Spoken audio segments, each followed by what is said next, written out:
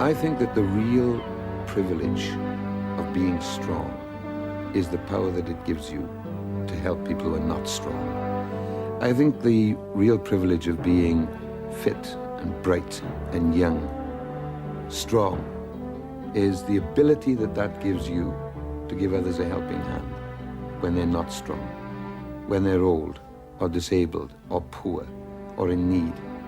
And it isn't a sentimental attitude. I think it's a way of proving just what your strength amounts to.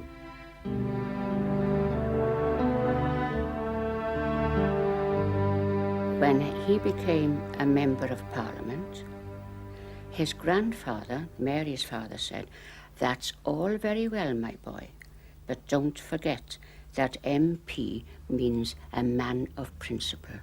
My father was very funny about it.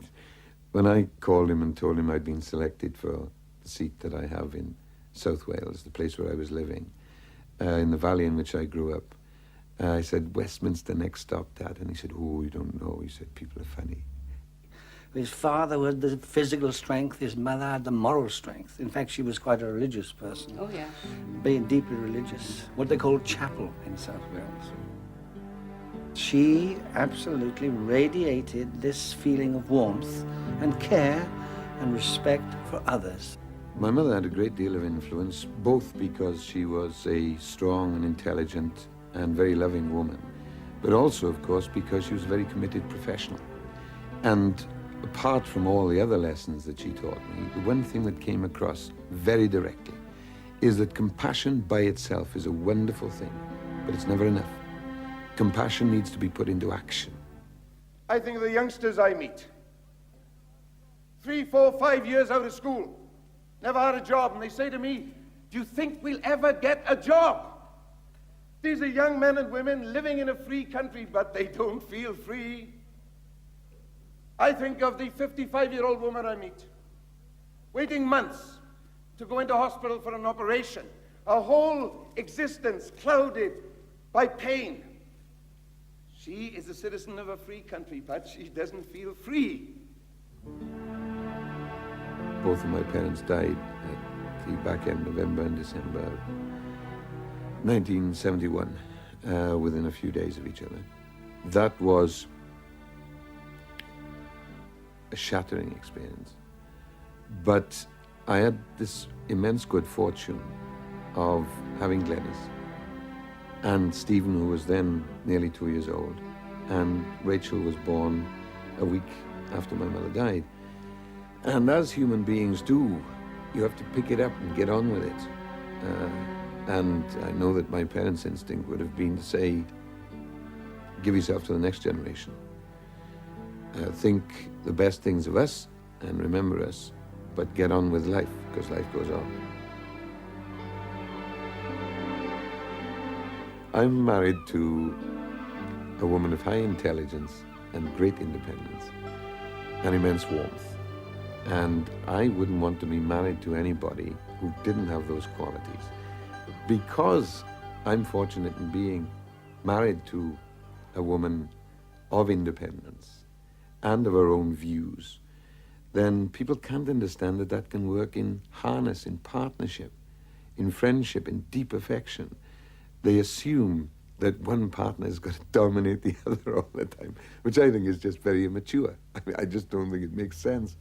My husband and I, who were always very fond of him when he was this lively young backbencher, used to say, well, there's a future leader of the Labour Party. But quite frankly, we thought perhaps he was a bit young to step into it immediately. And of course that was a tremendous liability for him to overcome. People saying he's too young, he hasn't got the experience and so on. He should serve his time in some kind of ministerial office. And he's risen above that. And he's risen above it by his absolute determination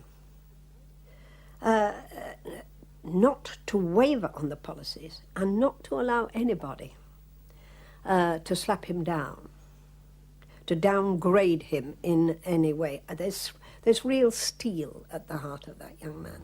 I'll tell you what happens with impossible promises. You start with far-fetched resolutions.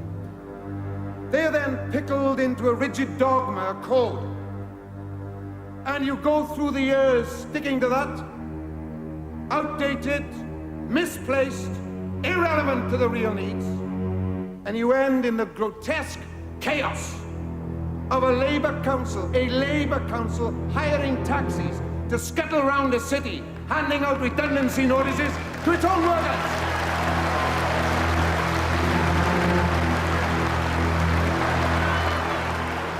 I'll tell you, and you listen,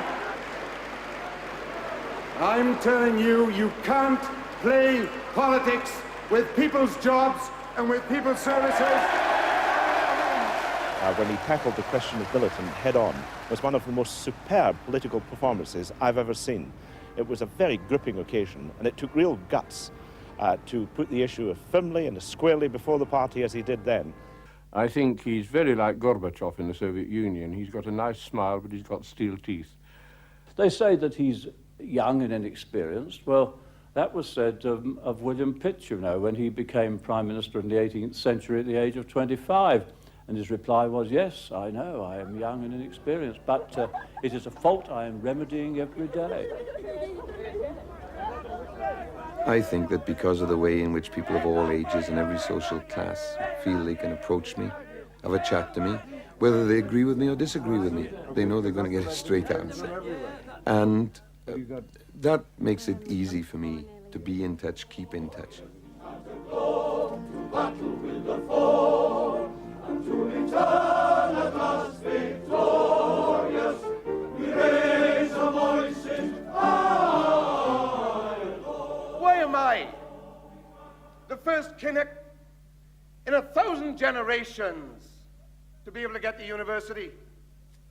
Why is Glenys the first woman in her family in 1,000 generations to be able to get to university? Was it because all our predecessors were thick?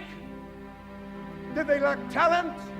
Those people who could sing and play and recite and write poetry? Those people who could make wonderful, beautiful things with their hands? Those people who could dream dreams, see visions? But why didn't they get it? Was it because they were weak? Those people who could work 8 hours underground and then come up and play football? Weak? Those women who could survive 11 childbearings? Were they weak?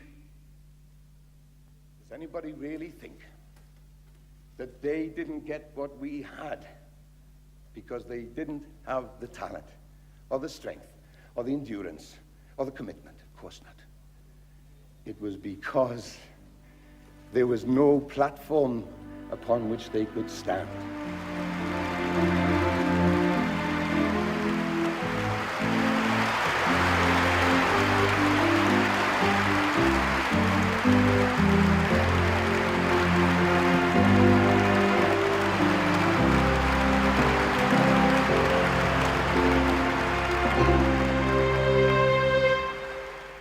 Confidence, that's the objective. People strong and free because they know that they live in a good environment where, should they fall upon difficult times, they're not going to fall upon tragic times. If they should encounter difficulty, they know that it's not going to lock them out of opportunity for the rest of their lives. That's what we're after. Neil Kinnock's greatest asset is his youth, because he was bringing a freshness to the sad state in which our society is today. They want someone who will change all that, and Neil has the youth, the vision and the vigour to do it.